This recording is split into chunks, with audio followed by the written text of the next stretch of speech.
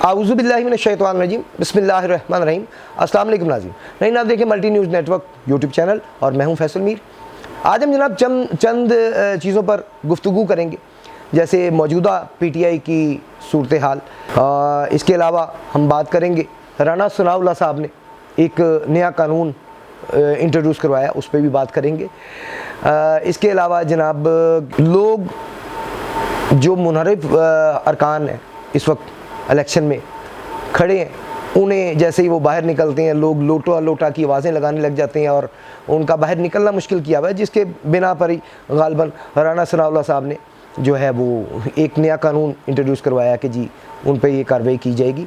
बहरहाल इसके अलावा जी वोटर्स को ख़रीदा जा रहा है, उस पर भी हम बात करेंगे, गुफ्तगू करेंगे। इस वक्त पलड़ा किसका भारी जा रहा है जो नज़र आ रहा है, उस पर भी हम बात करेंगे। नाज़रीन, अगर हम इस वक्त फ़ैसला हम नहीं दे सकते, क्योंकि ये तो फ़ैसला तो 17 के बाद ही आएगा कि किसने जीतना किसने नहीं, लेकिन बज़ाहिर टोटल पलड़ा जो है वो हमें पीटीआई का भारी नज़र आ रहा है, क्योंकि जितने भी जलसे देखे जा रहे हैं, जितने भी हलकों में जलसे किए गए हैं पीटीआई की तरफ से, जम्मे गफ़ीर देखा गया, वहाँ पे लोगों का इतना बड़ा हजूम देखा गया है जो आज से पहले शायद ही कि देखे गए हों जलसों जुलूसों में। तो जलसों में इतने बड़े बड़े हजूम जो है बहुत शाज़ो नज़र तारीख़ में देखे गए हैं, लेकिन इमरान खान साहब इस वक्त जहाँ कहीं भी जलसा कर रहे हैं वहाँ पर इंतहा की क्राउड इकट्ठा हो रहा है और लोग को ये नहीं देख रहे कि मौसम क्या है क्या नहीं है, पानी खड़ा है, कीचड़ है, लेकिन लोग उस कीचड़ में से गुज़र कर जो है वो जलसों में जो है वो हिस्सा ले रहे हैं, उसको इमरान खान साहब की बात सुन रहे हैं। तो बहरहाल इस वक्त जो हमें नज़र आ रहा है, बज़ाहिर लाहौर में हम 2 जगह पे गए, 158 में भी हमने सर्वे किया, 167 में भी किया पीपी। तो 167 में तो हमें 85/15 की रेशियो से हमें पीटीआई के वोटर्स मिले, यानी कि अगर हमने 20 लोगों से पूछा है तो उसमें से 17 या 18 लोग जो थे वो पीटीआई के निकले, 2 या 3 लोग जो हैं वो नून लीग के हक में उन्होंने कहा जी हम वोट देंगे। इसी तरह हम पीपी 158 में गए तो वहाँ पर हमें लगा कि यहाँ पर मुकाबला टफ़ है, क्योंकि अगर वहाँ पे 10 हमें पीटीआई के मिले तो 10 हमें नून लीग के भी सपोर्टर मिले हैं। तो एक हल्का ऐसा है लाहौर का जहाँ पे मुकाबला सख्त है, बाकी हल्कों में जो है वो पीटीआई का ज़ोर हमें ज़्यादा नज़र आ रहा है, लेकिन दूसरी तरफ धांधली करने का भी बहुत बड़ा एक जो है उन्होंने रैकेट तैयार किया है। देखते हैं कि वो सारे मिलके धांधली करने में कामयाब होते हैं या नहीं। दूसरी तरफ इमरान खान साहब ने ऐलान किया है कि मुझे हर पोलिंग स्टेशन पे 10-10 जवान चाहिए जो कि ध्यान रखें, वहाँ पे धांधली ना होने दे। धांधली अगर कुछ ऐसा वैसा देखें तो उसकी वीडियोस बनाएं और उसे रोकने की कोशिश करें। देखते हैं जी कौन कितना कामयाब होता है। पीटीआई की अगर मौजूदा सूरत हाल को हम देखें तो जलसे तो पहले भी जितने भी हुए हैं, ईद से पहले जितने भी हुए हैं, उनमें भी रश इंतहा का था। दूर दूर तक, जहाँ तक आपकी आंख जाती थी वहाँ तक आपको इंसानी सर नज़र आते थे पीटीआई के जलसों में। जैसा कि धर्मपुरा वाला जलसा वो हमने कवर भी किया, आप तक पहुँचाया भी। आप देख सकते हैं कि उसमें इंतहाई तादाद में, ज़्यादा तादाद में वहाँ पे लोग मौजूद थे। ईद के बाद जो जलसे किए हैं उन्होंने रिकॉर्ड तोड़ दिए हैं, यानी कि ये मुतय्यन करना कि फ़लाँ जलसा सबसे हैवी था या फ़लाँ सबसे हैवी था बहुत मुश्किल हो गया। लिया, भक्कर, आप लोअर पंजाब में देख लें, जितने भी जलसे किए गए हैं वो तमाम में बहुत ज़्यादा रश था। इवन के लोगों ने बारिश, कीचड़, इसकी भी परवाह ना करते हुए लोग जलसों में शामिल हुए और उसमें हिस्सा लिया। उसमें उन्होंने मैं समझता हूँ कि एक पूरा प्रॉपर प्रोटोकॉल दिया इमरान खान साहब को। जब भी इमरान खान साहब जिस शहर में गए हैं उन्हें उन शहरियों ने पूरा प्रोटोकॉल दिया। उन्होंने इस चीज़ की परवाह ना करते हुए कि मौसम क्या है, पानी कितना खड़ा है, कीचड़ कितना है, इसके बावजूद रिकॉर्ड वहाँ पे लोगों की तादाद मौजूद थी।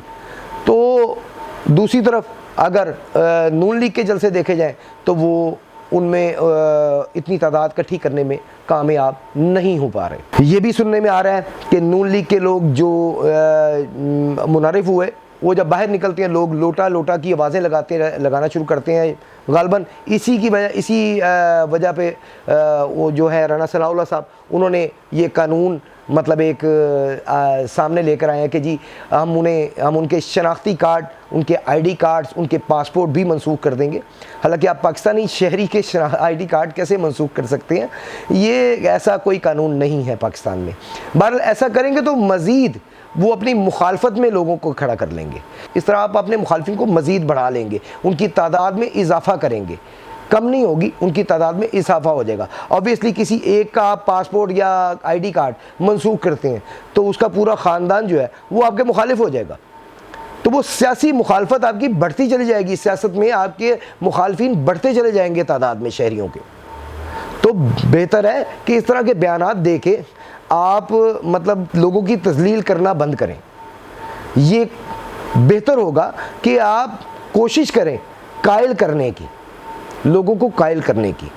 अगर आप कर सकते हैं तो कायल करें इस चीज़ पर।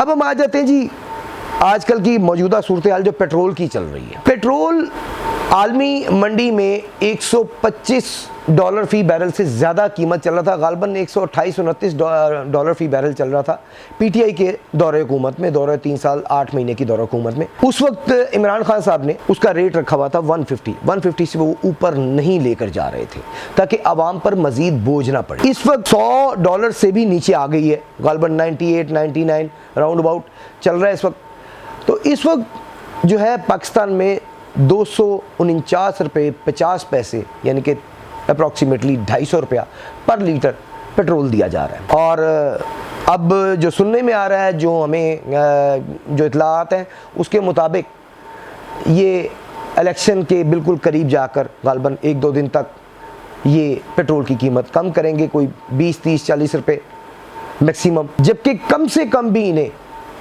120-130 रुपये पेट्रोल की कीमत नीचे लेकर आनी चाहिए।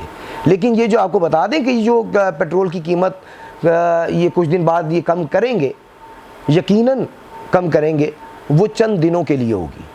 वो चंद दिनों के लिए 30-40 रुपये कम किए जाएंगे और उसके बाद मज़ीद उस पर टैक्सेस लगा के, उस पर लेवी लगा कर मज़ीद उसकी कीमत 250 से भी ऊपर लेके जाई जाएगी। ये सिर्फ इलेक्शंस के लिए किया जा रहा है ताकि वोटर्स की तादाद बढ़ाई जाए। और कुछ शहरों में तो ऐसा भी सुनने में आया है कि उन्होंने बाइक्स वगैरह खड़ी कर दी हैं कि जी इतने वोट दें और ये बाइक ले जाएं। तो यानी कि वोटर्स को ओपनली ख़रीदा जा रहा है, यानी कि कानून की धज्जियाँ उड़ाई जा रही हैं, जबकि ये सख्ती से ममानत है, ये जुर्म है, क्राइम है कि आप वोटर को ख़रीदें। वोटर को ख़रीदने की हर मुमकिन कोशिश की जा रही है। लेकिन मैं अपने व्यूवर्स को, अपने देखने वालों को यही रिक्वेस्ट करूंगा कि वोट देने से पहले 1000 बार सोचिएगा, क्योंकि जिस हुकूमत ने भी आना है, मैं नहीं कहता आपको पीटीआई को दें, मैं नहीं आपको कहता आप पीडीएम को दें, मैं नहीं कहता आपको नून लीग को दें, आपका जहां दिल करता है आप उसे दें, लेकिन सोच समझ कर। वोट का इस्तेमाल बहुत सोच समझ के कीजिएगा। ये चीज़ ज़हन में रखिएगा कि 5 साल तक उस हुकूमत ने आपके सर पर मुसल्लत रहना है, तो अपने वोट का सही इस्तेमाल कीजिएगा। गलत इस्तेमाल आपकी नस्लों के लिए नुकसानदेह होगा, आपकी अगली जनरेशन के लिए नुकसानदेह होगा। अब हम आते हैं जी मौरूसी सियासत की तरफ। इमरान खान साहब से कहा जा रहा है भैया आपका तो आगे कोई है नहीं सियासत में आने वाला, तो हमारे तो बच्चे हैं। आपको बताते चले कि सबसे पहले शरीफ ख़ानदान में नवाज शरीफ और शहबाज शरीफ साहब एंटर हुए सियासत में। उसके बाद उनकी औलादें, जिस तरह शहबाज शरीफ साहब के बेटे हमजा शहबाज आए सियासत में, इस तरह नवाज शरीफ साहब के बेटी मरियम सफदर साहबा वो आई सियासत में। अब मरियम सफदर साहबा का बेटा तैयार किया जा रहा है सियासत में लाने के लिए। दूसरी तरफ जरदारी साहब ने अपनी ख्वाहिश का इजहार किया है कि मेरी ख्वाहिश है कि मेरी ज़िंदगी में बिलावल को मैं वज़ीर आज़म बनता देखूँ। यानी कि इन्होंने ठेका ले लिया है इस मुल्क पे हुक्मरानी करने का। यानी कि उन्होंने सोच लिया है कि जो मर्ज़ी हो जाए, हमारे ही बच्चे जो हैं वो यहाँ पर सियासत करेंगे, यहाँ पर राज करेंगे, यहाँ की आवाम को अपना ग़ुलाम सारी ज़िंदगी बना के रखेंगे। ये सोच है इनकी। अब आप पर मुनहसिर है कि आप किसको चूज़ करते हैं, मौरूसी सियासत को या पीटीआई को। मैं फिर कह रहा हूँ कि मैं ये नहीं आपको कहता कि आप पीटीआई को सपोर्ट करें, आप पीडीएम को करें, आप नून को करें, लेकिन सोच समझ कर इन चीज़ों पर गौर करें, हर चीज़ पर गौर करके फिर आप अपने वोट का इस्तेमाल करें। आपके जो पिछले जो दौर गुजरे हैं अभी तक, उन सबको मद्देनज़र रखें। कई दोस्त हमें चैनल पे मिलते हैं, वो कहते हैं जी आप सोशल मीडिया की सिर्फ देखते हैं।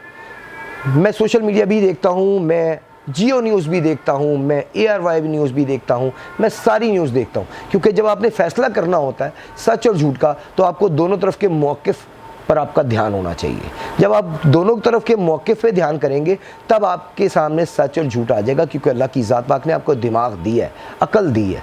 उस अकल को इस्तेमाल कीजिए और गौर कीजिए। सब चैनल्स देखें, हर चैनल कुछ ना कुछ बता रहा है आपको, और अगर कोई झूठ बोल रहा है तो उसमें भी कहीं ना कहीं सच उसके मुंह से बेशक एक जुमला ही निकले, वो निकल आता है। उन जुमलों पे गौर करें, उन अल्फाज पर गौर करें, सारी खबरें सुने, हर तरफ की खबरें सुने।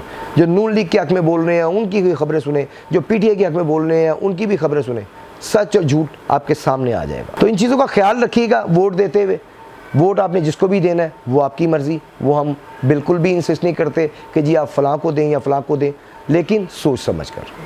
आप सबका बहुत बहुत शुक्रिया जी। अपना बहुत सा ख्याल रखिएगा, इस चैनल का भी। अल्लाह हाफ़िज़।